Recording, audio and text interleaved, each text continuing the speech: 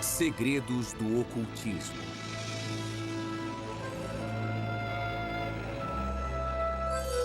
Os cientistas.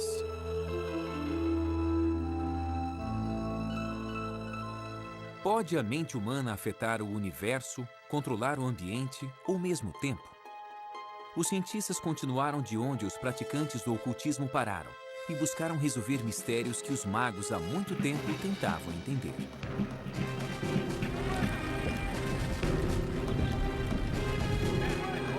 17 de março de 1863. John Pelham conduz sua tropa para a Batalha de Kelly's Ford, na Virgínia. Pelham é lembrado por sua coragem, mas essa foi sua última batalha. Mais de um século depois, em Illinois, Margaret Barrett sente uma dor terrível na cabeça. Teriam essa enfermeira do meio oeste e um major da Guerra Civil alguma conexão? Margaret acredita que foi o major numa vida passada. Quando as pessoas têm uma experiência com vidas passadas, a verdade é inquestionável. É uma prova autoevidente. Qualquer um pode duvidar da existência dessa vida passada, menos a pessoa que a experienciou. Você não pode tirar isso dela. Ela sabe. A maioria pensa diferente, mas homens como Isaac Newton, Galileu e Carl Jung são responsáveis por alguns dos maiores avanços na ciência, que um dia foram considerados misticismo. Como saber se coisas que vemos hoje como sobrenaturais e inconcebíveis não se mostrarão ciência totalmente legítima daqui a 50 anos? Desde a Renascença, os cientistas foram muito além das fronteiras estabelecidas. Antes da era da tecnologia, os cientistas confiavam na crença e na intuição. Os primeiros ocultistas acreditavam que o universo era um campo de consciência que eles acessavam para decifrar a obra dos deuses. Achamos que estamos separados uns dos outros, mas nós somos parte de um vasto universo. Essa é a ideia central que os magos ocultistas tinham. Eles expressavam muito bem quando diziam, assim no céu como na terra. Significa que não importa para onde olhemos, os padrões são os mesmos. No nível microscópico, no nosso nível ou no nível cósmico. Aqueles magos acreditavam que o universo e a mente estavam ligados. Uma conexão que os físicos quânticos ainda estão tentando provar. As pessoas acham isso eletrizante, essa sobreposição que existe entre o modo como o cérebro funciona e como o universo funciona. Mas outras práticas da nova era, como o uso da mediunidade e a exploração de vidas passadas, não são aceitas. Todas essas experiências que dizem ser ocultistas, às vezes se originam do corpo de uma patologia cerebral. E isso faz a gente repensar sobre a causa desses fenômenos. Só porque pessoas com epilepsia no lobo temporal experienciam Deus, não precisam negar a ideia de Deus. Mas isso te faz pensar sobre o que é experiência religiosa, porque há conexões neurais que predispõem à religiosidade e ao misticismo. O elo entre magia e ciência sempre foi forte. E uma vez que o místico é provado, se torna um fato científico. É uma busca que tem moldado a visão de mundo do homem desde os tempos de Newton. Isaac Newton nasceu no século XVII, quando o homem ainda acreditava que a Terra era o centro do universo. Ele é conhecido tanto como o pai da ciência moderna, como o último dos grandes magos. Newton era de um intelecto extraordinário. Ele podia se concentrar por horas intermináveis, às vezes durante dias, numa única questão, e mantinha em mente todas as partes. Newton imaginava vividamente suas teorias e somente depois as levava para o campo dos experimentos, uma prática hoje chamada de estado alterado de consciência. As pessoas podem fazer isso ao correr ou se exercitar. Dá para fazer isso jejuando, dá para fazer isso bebendo, se drogando, dá para fazer isso rezando, meditando, ou então pela hipnose. Há muitas práticas diferentes ao longo de milhares de anos pelas quais as pessoas alteram seus estados de consciência. Eu acho que a criatividade requer algo como a aceitação da intuição, a aceitação da inspiração como ponto de partida para ideias que se revelam profundas, importantes, mesmo as ideias científicas. Se você se abre para o cosmos, você se abre para novos conhecimentos. Newton se apoiava em grande parte num homem que morreu em 1642, o mesmo ano em que ele nasceu, Galileu.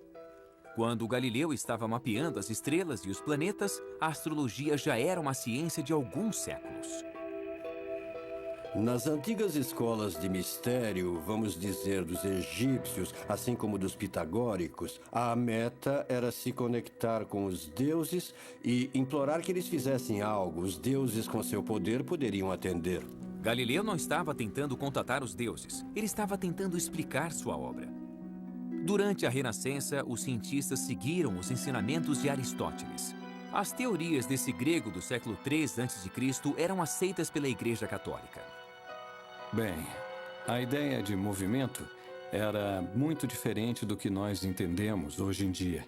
A noção era de que todo tipo de objeto ou substância tinha seu lugar natural.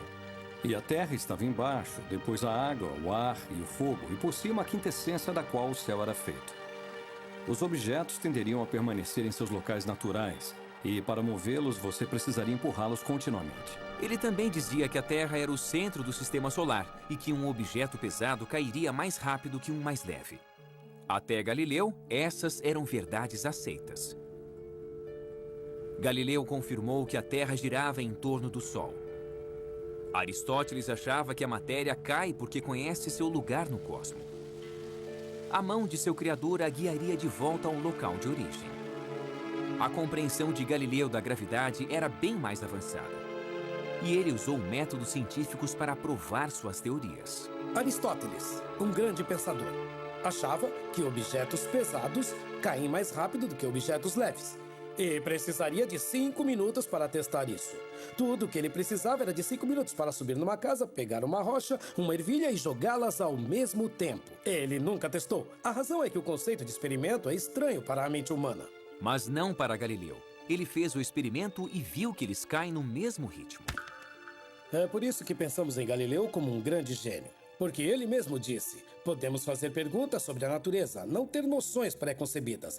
Podemos começar nos perguntando, o que acontecerá se eu jogar a rocha e a ervilha?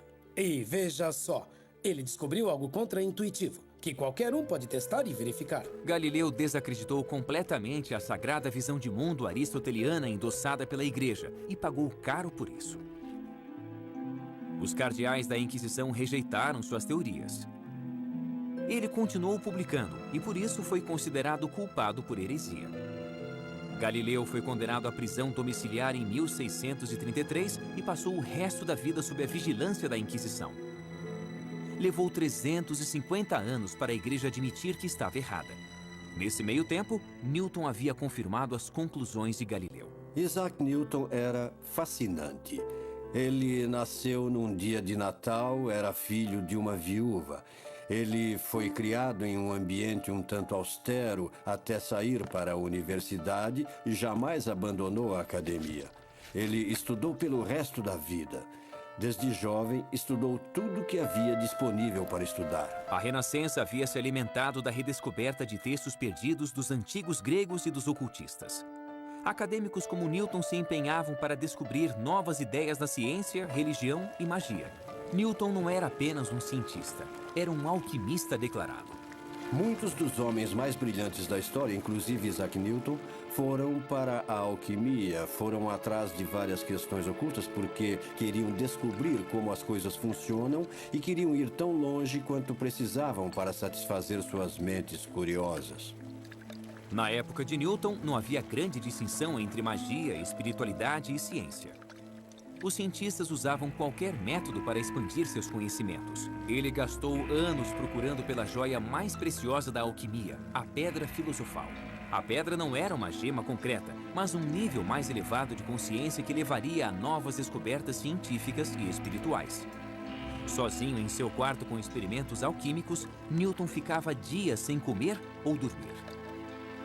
Quem estuda criatividade diz que há vários estágios.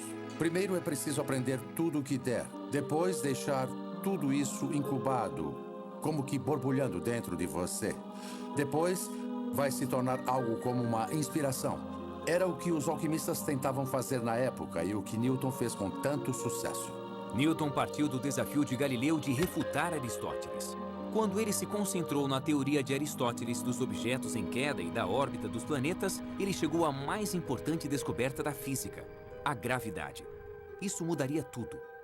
Quando Newton pensou na gravidade, ele teve que conceber a ideia de que dois corpos podem atrair um ao outro à distância. E ainda hoje nós lutamos para entender como isso acontece. Quero dizer, como é que o Sol sabe que Júpiter está ali? Ninguém sabe. O ramo emergente de cientistas empiristas se sentiu desconfortável com a ideia de que um objeto pode afetar outro objeto sem tocá-lo, sem estar conectado com ele de algum jeito. Mas eis que Newton surge com uma teoria matemática que se encaixa perfeitamente nas observações astronômicas, mas que requer que haja uma força entre dois objetos diferentes quando não há nada entre eles. Ele basicamente se baseava na ação à distância, não importando o quanto isso incomodasse a ele mesmo ou qualquer outro. Newton também foi o primeiro a descobrir as propriedades da luz e acreditava que a luz era composta de partículas. A visão aristotélica de mundo não aceitava a ideia de átomos, de componentes indivisíveis dos objetos. Mas fica bem claro nos textos de Newton sobre a luz que ele teve algumas ideias definidas sobre isso. Ele pensou na luz como uma corrente de minúsculas partículas movendo-se rapidamente, corpúsculos, como ele a chamou. Em 1687, Newton publicou sua obra-prima, Principia, e se tornou uma sensação internacional. Nesse livro, ele desenvolveu suas 3 leis do movimento: a lei da inércia, a relação entre força e movimento e a última regra: para toda ação, há uma reação oposta e de igual intensidade. Em 1660, um espectro do passado assombrava Londres: a peste negra. 70 mil pessoas morreram e logo depois houve o grande incêndio. Mas em meio a esse tumulto, havia uma sede por ciência. Em 1660, um grupo de elite de cientistas britânicos formou a Sociedade Real, a primeira organização da história devotada à ciência. A Sociedade Real começou como uma espécie de clube dos inteligentes. Eles se reuniam e discutiam todo tópico concebível. Talvez fosse um pouco arriscado, é claro, porque a todo momento a Inglaterra tinha espasmos de repressão religiosa. A ameaça da igreja não os deteve. O próprio Newton liderou a Sociedade Real por 24 anos, mas este foco quase místico iria inspirar uma nova geração a olhar para o universo interior. O cérebro humano, olhado superficialmente, é uma máquina bem ajustada de neurônios e nervos perfeitamente sincronizados para movimento, aprendizado ou até defesa. Mas o cérebro não tem apenas impulsos elétricos. Esse órgão notável contém pensamentos, memórias e alguns diriam até mesmo a alma. A descoberta da gravidade por Newton transformou a maneira como a ciência entendia o universo, mas outro membro da Sociedade Real, Thomas Willis, estava prestes a superar Aristóteles em outro campo, a medicina. Willis começou a primeira exploração científica do cérebro e de seu software, a mente. Thomas Willis foi um físico inglês. Ele descobriu como estudar o cérebro, o que era difícil de fazer, porque o cérebro deteriora poucas horas depois da morte. O progresso na medicina vinha sendo obstruído por um duradouro tabu contra a dissecação do corpo humano. Foi preciso um certo relaxamento das regras para que a dissecação ocorresse. Muitas vezes os praticantes eram de fato criminosos, eram considerados criminosos apesar de serem cientistas. Aquilo era contra a lei e ia contra tudo e todos dissecar um corpo humano. Até a Renascença, os eruditos acreditavam na visão de Aristóteles de que o coração era a casa da mente. Poucos na medicina poderiam conceber que aquela massa branca, disforme dentro do crânio, poderia ser a morada da razão e da expressão artística. Willis suspeitava que o cérebro tinha mais do que seus colegas supunham. Então ele descobriu uma maneira de preservar o cérebro para distinguir cada uma de suas partes, de uma maneira que ninguém soube fazer antes. Como Newton, Willis era um alquimista e usava o experimento para tentar chegar à verdade. Willis foi o primeiro a dissecar os nervos que levam ao cérebro. Ele explicou como funcionam em conjunto. Suas aulas deixavam as audiências enfeitiçadas. Em 1664, ele publicou Cerebri Anatomy, na época o mais completo estudo do cérebro. Um jovem estudante chamado John Locke partiu de seu trabalho para investigar a natureza do pensamento. Locke era, antes de mais nada, um filósofo. Em 1660, ele havia publicado um ensaio sobre a compreensão humana, também se distanciando de Aristóteles. John Locke desafiou a noção aristotélica de que as ideias eram inatas na mente humana. Ele preferiu se focar no desenvolvimento das ideias, no desenvolvimento de seu processo e em como o cérebro apreende o universo. Foi, de fato, uma das primeiras tentativas de descrever uma neurociência e o que o cérebro faz. A neurociência se tornou uma nova disciplina que permanece cheia de mistérios. É verdade que há um cérebro com os neurônios em ação e há uma mente. Mas no que diz respeito à mente, nós estamos apenas começando a entender como funciona. O que dizer da criatividade, da consciência? O que dizer da autopercepção? Os cientistas hoje entendem como o cérebro funciona dentro do crânio, mas ainda estão tentando descobrir como a mente pode afetar o mundo fora de seu invólucro. Franz Anton Mesmer, astrólogo e médico, topou com a hipnose quase por acaso. O experimento de Mesmer era voltado ao uso de magnetismo na cura de doenças. Franz Mesmer fazia com que as pessoas sentassem numa banheira e usava ímãs nessas banheiras. Ele mencionava o magnetismo animal. É muito interessante porque os ímãs voltaram à moda hoje. E médicos vêm usando o eletromagnetismo como tratamento. Primeiro, Mesmer acreditou que os ímãs externavam a força invisível do magnetismo animal. Depois, pensou que a força emanava dele mesmo e abandonou os ímãs. Na verdade, Mesmer só havia redescoberto outra arte ocultista perdida. O primeiro registro de hipnose induzida num papiro que está no Museu Britânico se deu na corte de Quéops, no Egito, mais de 5.000 anos atrás. Posteriormente, videntes do oráculo grego de Delfos se auto-hipnotizavam para prever o futuro. A hipnose, tal como praticada hoje nos Estados Unidos, começa com Franz Mesmer. Mas se você olhar mais para trás, toda cultura tem um jeito de entrar em transe. Pode ser usando música, pode ser usando dança, pode ser sentado em meditação.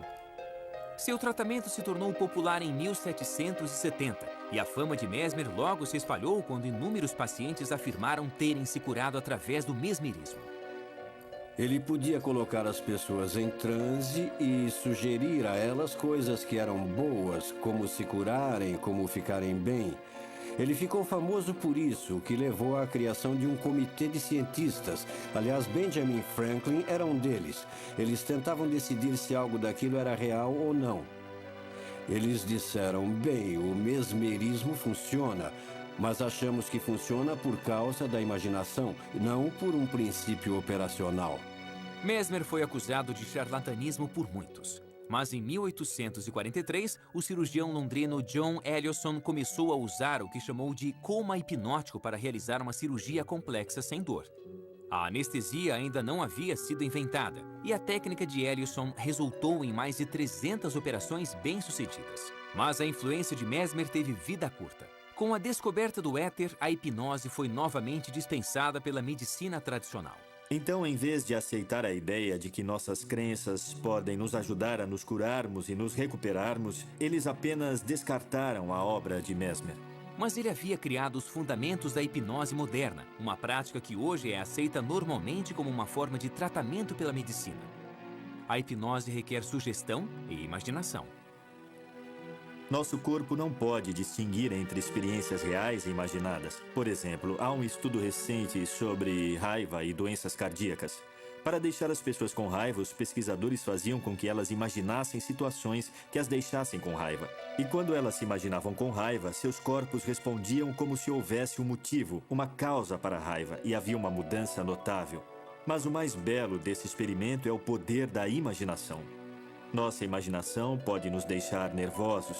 Nossa imaginação pode nos deixar alegres ou tranquilos. Se ficamos com raiva ou alegres, é escolha nossa. Todo um campo de medicina alternativa se desenvolveu utilizando técnicas de sugestão para promover a cura. Há mais de 22 estudos realizados com visualizações na cura do câncer. 18 deles mostram conclusivamente que a visualização ajuda a combater o câncer. Não é surpresa. Obviamente, a nossa mente regula funções corporais. Então, se você pode influenciar a mente, seja pela meditação, seja desenvolvendo certas frequências de ondas mentais, seja apresentando imagens e ideias, é claro que você deverá obter um efeito na materialidade da doença ou uma eficácia no tratamento. Cientistas estudaram o fenômeno cuidadosamente, mas ainda não é claro como e por que ele funciona. Há 2 critérios quando se encontra um novo fenômeno. Um é, ele se encaixa no panorama do que sabemos em ciência ou sobre a mente? O segundo é, pode repeti-lo? A hipnose é rejeitada pela primeira razão, que não é o melhor motivo. Ou seja, como situá-la no que sabemos sobre mente e cérebro? O que é hipnose? Como você entra na mente de alguém e o faz abanar a mão ou agir como um bobo? Não faz sentido. Rejeite. Mas e o segundo critério, repetibilidade? Você pode repeti-la até em centenas de pessoas. E isso vem nos desafiando há uns 100 anos. Sabemos que é um fenômeno válido, perfeitamente legítimo, mas só não temos uma explicação para ele. Antes de Mesmer, os médicos lutaram por séculos para entender os problemas que eles viam em seus pacientes e que não podiam ser explicados pela ciência médica da época. Em 1885, a humanidade estava mudando. Carl Benz havia criado o primeiro veículo movido a gasolina. O Dr. Sigmund Freud estava numa grande empreitada, tentando resolver os problemas emocionais de seus pacientes. Ele tentou a hipnose. Colocando seus pacientes em transe, ele descobriu que eles se lembravam de traumas do passado. Os físicos haviam desenvolvido uma nova compreensão sobre a energia. Ela não podia ser destruída, apenas transformada. Freud se inspirou nessa descoberta. Ele era brilhante, tinha opiniões firmes e era um grande estudioso. Então, ele olhou à sua volta e viu um conhecimento sistematizado que ganhava força no que era chamado de ciência natural e que depois se tornou a física. Ele pegou aquelas metáforas e as passou para a psique. Freud descobriu o inconsciente. Ele viu a personalidade humana como um sistema de energia psíquica. A energia que não se expressava conscientemente se desviava para o inconsciente do paciente, criando as neuroses. Freud identificou a energia sexual reprimida como a causa de toda doença mental. E as ideias dele ainda estão muito em voga. Ainda pensamos em como nossos desejos mais profundos são reprimidos e suplantados por outras motivações. É a extrapolação freudiana do modelo físico para o domínio psíquico. Freud inventou a psicanálise como um método para liberar os traumas sexuais enterrados no inconsciente. Era uma nova fronteira no estudo da consciência, e apesar de muito do trabalho de Freud ter sido contestado, sua obra propiciou os fundamentos da psicologia moderna. Conservador, Freud jamais se deixaria identificar como um ocultista, mas um de seus seguidores provaria ser tanto um pioneiro nessa área quanto um praticante de ocultismo. Ele queria saber tudo a respeito de tudo, ele lia de tudo. Ele viajou para a África, viajou para a Índia, ele viajou para a América. Ele era alguém que tinha um apetite voraz pela experiência e por tentar entender a psique em todos os tempos e locais e em todos os cantos do planeta. Carl Jung nasceu 10 anos antes de Freud inventar a psicanálise. Filho de um pastor, Jung conduziu experimentos espiritualistas. Ele se tornou psicólogo para explorar as dimensões da mente, mas por toda a vida nunca perdeu o fascínio pelo oculto. Seu herói, Freud, se tornou tanto seu mentor quanto seu maior rival. Ele não conhecia Freud até 1907. E quando eles se viram, conversaram por 13 horas seguidas. E uma das coisas que vieram à tona foi o ocultismo. Jung havia sido um defensor da teoria sexual de Freud sobre a histeria antes de se conhecerem. Ele a defendeu publicamente, mas não achava que a teoria sexual explicava tudo. E quando ele se sentou com Freud por 13 horas, Freud assumiu uma expressão muito séria. Olhou para Jung e disse: "Você precisa fazer uma coisa, meu filho. Você precisa me prometer que nunca vai abandonar a teoria sexual e que vai fazer dela um dogma, uma fortaleza contra a maré negra de lama." Então ele hesitou e disse: "Do ocultismo." Jung se recusou a acreditar que a repressão sexual explicava tudo e não pensava em desistir do ocultismo. E Freud garantiu que Jung pagaria o preço. Jung, na época da ruptura com Freud, era presidente da Associação Internacional de Psicanálise. E Freud não queria deixar a instituição a cargo de Jung. Então, nos bastidores, quase numa prática ocultista, ele formou um pequeno comitê e deu a cada um dos membros um anel e fez com que cada um jurasse segredo. Então, eles começaram uma certa conspiração para se livrarem de Carl Jung. Depois de romper com Freud, Jung caiu numa depressão de 6 anos. Ele se retirou para sua casa de campo em Bollingen. Como Newton, muitos séculos atrás, ele estava em busca de sua própria pedra filosofal. Ele lutou contra sua depressão e emergiu com um novo tipo de psicologia, imbuída de pensamento místico. Ele usou cartas de tarô, usou astrologia. Mas mais importante do que cartas de tarô ou astrologia é que Carl Jung acreditava na intuição. Jung disse uma vez: o que o terapeuta faz é por seu paciente em contato com a intuição. E quando o terapeuta faz isso, seu trabalho está feito. Durante seu retiro, Jung concluiu que era pela astrologia, a alquimia, a mitologia e o I Ching que os primeiros magos investigavam a consciência humana. E deu seu grande salto, vendo a psique como um campo de energia muito maior do que a personalidade individual. Ele a chamou de inconsciente coletivo. O inconsciente coletivo inclui todas as coisas que não nos são pessoais, que nos transcendem, que são os conteúdos transpessoais e impessoais do inconsciente, que Jung chamou de arquétipos. São componentes tipicamente humanos que não têm nada a ver conosco pessoalmente, não dizem respeito a experiências pessoais, não são sobre nossa mãe ou nosso pai, são sobre nossa própria ideia de mãe e pai. Tanto Jung como Freud praticaram os estados alterados da consciência usados por magos para obter seus maiores insights.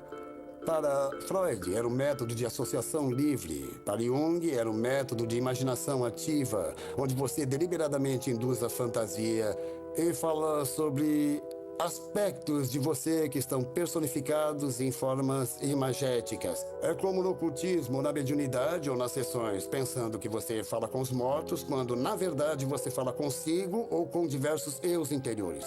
Freud havia isolado a personalidade num pacote de neuroses, guiado apenas pela repressão sexual, ao passo que Jung levou o individual a um patamar maior, um lugar mais vasto da humanidade, com sentido e continuidade. Nós temos tanto o inconsciente pessoal como o inconsciente coletivo. O inconsciente pessoal está mais alinhado com a nossa alma e o inconsciente coletivo é a sabedoria, os arquétipos, os mitos, as universalidades que qualquer um pode tatear. Então todos temos nosso caminho pessoal e todos temos um caminho coletivo. As ideias de Jung inspiraram muitas práticas da nova era. A mediunidade pode talvez vir de algo como o inconsciente coletivo de Jung. Provavelmente a maioria dos médiuns diria que vem de um nível mais alto de sabedoria.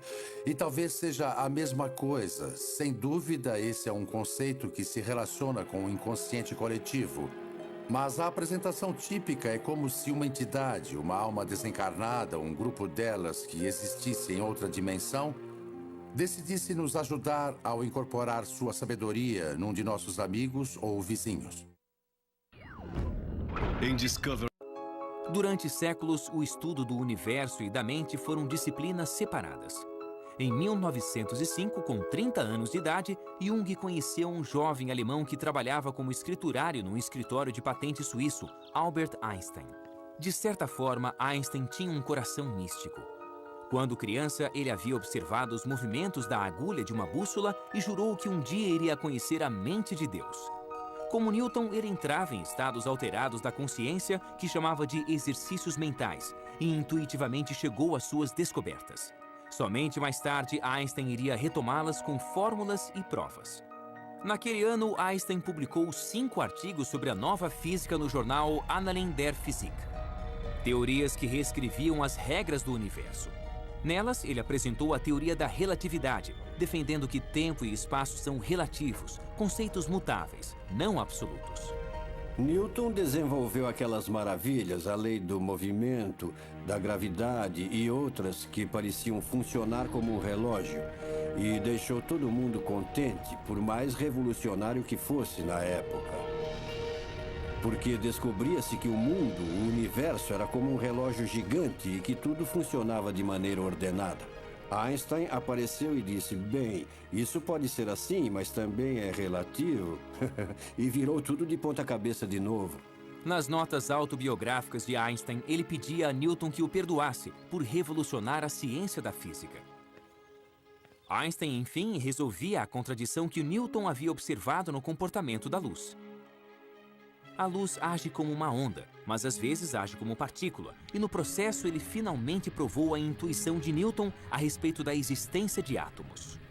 O efeito fotoelétrico, como é chamado, se você direcionar um feixe de luz contra uma peça de metal, vai arrancar elétrons.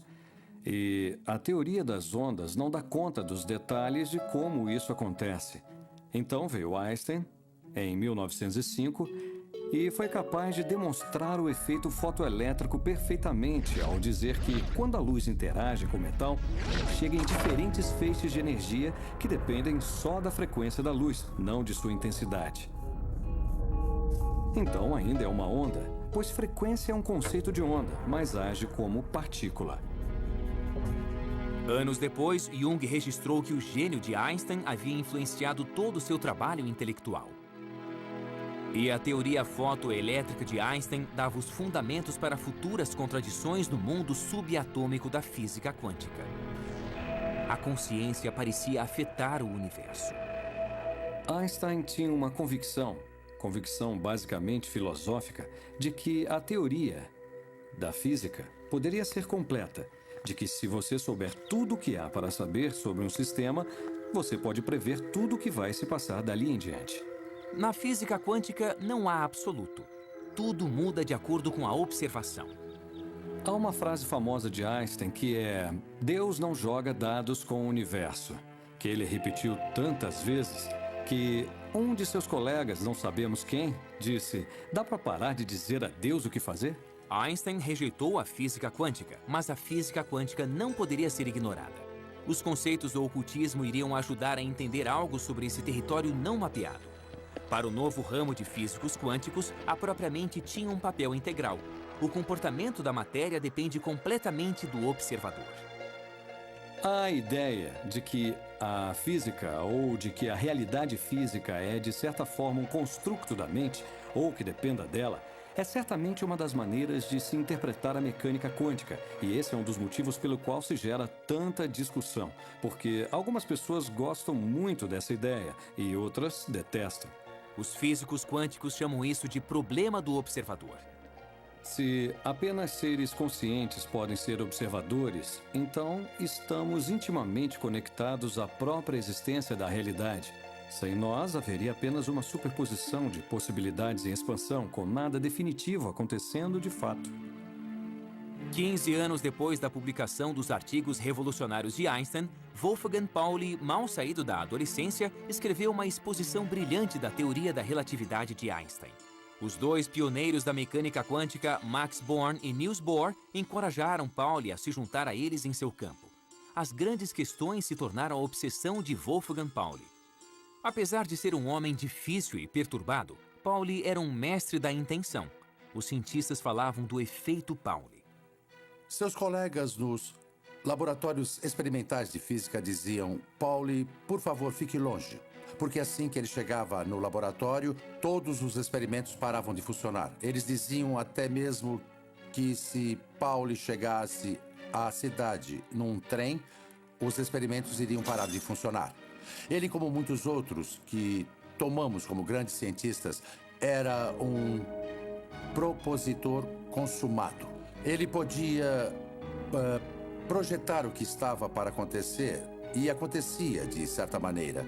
Ele era um dos mais criativos pensadores da mecânica quântica por isso. Pauli, como Newton, mergulhou fundo em seu trabalho e acabou tendo um colapso mental. Em 1948, ele foi ao recém-criado Instituto C.G. Jung, em busca de ajuda do agora famoso psicólogo. Assim que ele entrou no quarto, o efeito Pauli ocorreu. De repente, um vaso caiu no chão. Ambos diriam mais tarde que, quando o vaso se estilhaçou, eles reconheceram seus destinos. Juntos, eles tentariam compreender o universo usando tanto a física quanto a psicologia. Pauli se tornou um dos grandes contribuidores no desenvolvimento da física quântica, em parte pelas intuições de que ele se valia e, ao menos em parte, pela colaboração com um grande pensador intuitivo, Carl Jung, num campo bem diferente do seu. E, por sua vez, Jung entendeu muito mais e foi mais capaz de expressar com rigor as coisas que sabia devido às contribuições de Pauli.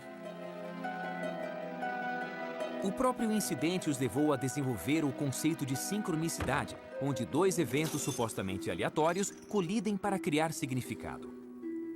Sincronicidade, como Jung define, é a correspondência entre um estado psíquico interior, um estado psicológico e algum evento externo. Essa correspondência tem um alto grau de improbabilidade, parecendo aleatória ou acidental, ou apenas coincidência ou então um acaso. Jung e Pauli combinaram seu brilhantismo e sua intuição e chegaram a uma teoria do universo. Se a matéria se comporta de acordo com a observação, teriam os homens feito sua própria realidade? Teriam os pensamentos e sonhos coletivos das pessoas criado o mundo? É uma noção que muitos cientistas rejeitam e que ecoa o ocultismo. As antigas ideias ocultistas de uma consciência latente que permeia nosso mundo tornam muitas das interpretações da mecânica quântica muito mais simples. Porque se a consciência é essencial para o ato da observação, para trazer uma realidade definida dessas ondas quânticas de probabilidade, a vida, de certa forma, se explica melhor se houver outras fontes de consciência além da nossa. A última tentativa de se unificar as teorias de campo de Einstein é a teoria das cordas, que casa a física de Newton com a física quântica em uma nova teoria da gravidade. Teóricos das supercordas acham que no menor nível imaginável, toda a matéria é feita de cordas vibráteis. As diferenças nas observações em física quântica não viriam do inconsciente criando o universo, mas de pequenas variações nas vibrações. A teoria das cordas unifica o pequeno e o grande. Nós temos a teoria de Einstein da relatividade geral, que é uma teoria para a força gravitacional e funciona muito bem para explicar o universo em larga escala. Nós temos a mecânica quântica, que é a teoria do muito pequeno, que também funciona extremamente bem. O problema é que essas teorias não são compatíveis. Você não consegue chegar a uma teoria de gravidade quântica por nenhuma das abordagens convencionais. A teoria das cordas parece extremamente promissora, porque é essencialmente uma teoria quântica. Se for provada, implica num fascinante reino de universos paralelos e múltiplas dimensões. O que a teoria das cordas faz elegantemente é dizer, ok, existem essas coisas minúsculas chamadas cordas de que são feitas todas as outras partículas que existem no universo. E essas cordas são apenas energia. Portanto, se nós descemos para a mais minúscula partícula ou menor elemento do que existe, já que se trata apenas de energia, podemos pensar em nós mesmos como mera energia, o que seria satisfatório para muita gente. Pode-se ver isso de uma maneira religiosa, química ou física. Mas essas teorias talvez nunca sejam provadas. Os cientistas afetaram nosso mundo com um trabalho que no começo parecia magia. Em 1895, Conrad Rankin fazia experiências com raios catódicos quando notou um brilho verde numa tela pintada em sua bancada. Mas o raio catódico estava coberto com papel preto, o que significa que os raios invisíveis atravessaram o objeto sólido. Investigando mais, ele descobriu que os raios podiam atravessar a pele, revelando os ossos da mão de sua esposa. Imagine a reação das pessoas. Aqui tem... Bom, tente imaginar que tem uma mesa e tem uma gaveta. E dentro dela tem um filme. Eu vou passar esses raios misteriosos por sua mão e você vai ver os seus ossos. Bom, as pessoas diriam que isso é sobrenatural, é ocultismo. De fato, ninguém acreditou nele. E ele disse, não vou publicar numa revista científica porque parece ocultismo. Então vou publicar num jornal. E ele publicou a mão da esposa no jornal. Dava para ver os ossos da mão e ele entrou para a história. A obra de Rankin poderia facilmente ter sido rejeitada. Será que outras crenças ocultistas se tornarão ciência? Nascida na Inglaterra, Margaret Barrett tinha pouco conhecimento da Guerra Civil Americana, mas se sentiu impelida a estudá-la. Um dia, ela se deteve sobre uma foto de John Pelham e notou uma enorme semelhança. Pelham, o galante, como era conhecido, foi morto pelas tropas da União aos 24 anos. Estaria ele vivo em Margaret? Margaret sofria de enxaqueca crônica. Ela fez uma cirurgia cerebral para o que eu acredito que fosse a mesma lesão da qual John Pelham morreu. John Pelham morreu quando uma bala explodiu na parte de trás da cabeça e atingiu o crânio. Margaret teve o mesmo problema que a levou à cirurgia cerebral. Então, o que fazer com a crença de Margaret na aparente conexão entre a morte de Pelham e seu problema? Quando conduzo uma regressão a vidas passadas, a primeira coisa é tentar criar uma ponte. A ponte é alguma conexão entre a vida corrente e a vida passada. Pode ser um medo, uma fobia, pode ser um trabalho, um relacionamento, não importa o que seja. Algumas vezes até sonhos podem se tornar pontes para a vida passada. Uma vez feita a história completa dessa pessoa, eu passo a hipnotizá-la. Então, o que tentamos fazer com a regressão é ajudar a pessoa a aprender sobre suas vidas passadas, para que elas não cometam os mesmos erros na vida corrente. Nós guardamos marcas dos que viveram antes de nós? Nós temos a ação e a inteligência à distância. A questão é que temos de nos conectar a isso, temos de estar conscientes dessa possibilidade. Desvendar as vidas passadas pode um dia ser tão corriqueiro quanto os raios-x? A maioria dos cientistas rejeita a ideia. No caso de Rankin, ele fez o experimento e qualquer pessoa pode repeti-lo e aceitá-lo. No caso do Galileu, Pedra Grande, Ervilha, qualquer criança pode fazer o mesmo. Mas isso não vale para tudo. Pegue a velocidade da luz, que Einstein diz que é finita. Precisamos de experimentos muito detalhados e quantitativos para provar que é correto. Não é uma coisa rápida. Talvez alguns desses fenômenos sejam tão imprecisos, tão sutis, que vamos demorar para desvendar. Mas parece uma farsa para mim. Não me parece fundado na verdade. Se você não pode testar uma proposição, se não há como testá-la, não faz parte do nosso conhecimento. O progresso tem sido alcançado por inovadores que querem ir mais além do que a realidade aceita. De maneira interessante, é como se a evolução fosse um tipo de revolução, podemos dizer, pois ela revolve sempre o mesmo tipo de ideias, expressas de maneiras diversas, com novas ferramentas para sondar mais profundamente o âmago do conhecimento. Mas, feitas as contas, nós estamos ainda olhando para o mesmo quadro, o mesmo universo, com a esperança de refinar um pouco mais a compreensão. Nós ainda trabalhamos de mãos dadas com os antigos magos. Hoje, a mente é tão misteriosa quanto o universo foi um dia. Poderão um dia os cientistas descobrir que os homens criaram sua própria realidade? Nós vamos alcançar alguns grandes avanços através da ciência, mas virão da ciência olhando para o que alguns podem chamar de oculto. Há certas coisas que eu acho interessantes nas crenças da nova era, porque eu acho que elas explicitam coisas que a ciência não pôde alcançar ainda. Eu acho que para tudo que ainda não temos uma explicação científica hoje, vamos no fim explicar cientificamente. Somente o tempo irá dizer que revoluções nos aguardam na encruzilhada entre a ciência e o ocultismo.